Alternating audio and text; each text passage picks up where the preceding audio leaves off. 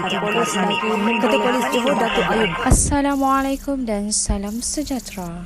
Nama diberi Syahril Abdul Kadir. Beliau merupakan anak kelahiran negeri Sandakan, Sabah. Syahril Abdul Kadir merupakan anak kepada seorang anggota tentera. Kerjaya Syahril Abdul Kadir ialah sebagai seorang wartawan jenayah. Namun begitu, pada masa yang sama, Syahril Abdul Kadir juga telah menceburkan diri dalam bidang penulisan novel. Beliau telah menghasilkan 2 buah novel hasil daripada pemikiran dan pengalaman beliau dalam bidang kerjayanya sebagai seorang wartawan jenayah. Novel yang dihasilkan oleh Syahril Abdul Kadir ialah Kriminal Catatan Seorang Wartawan Jenayah dan Konvensi Private Adam.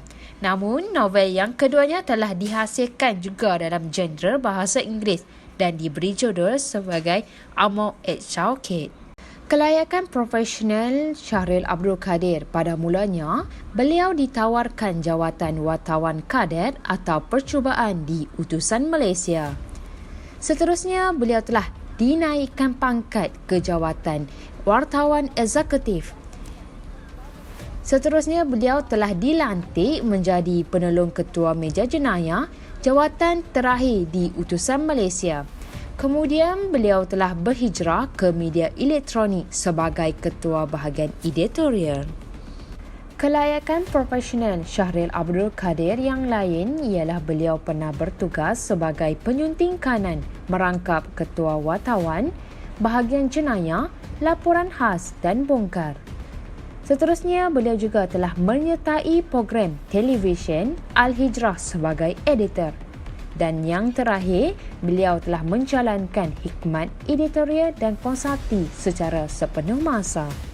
Penerapan dalam bidang karya yang dapat dilihat ialah apabila Syahril Abdul Kadir menyindir masyarakat yang tidak bermoral dalam penulisan novelnya.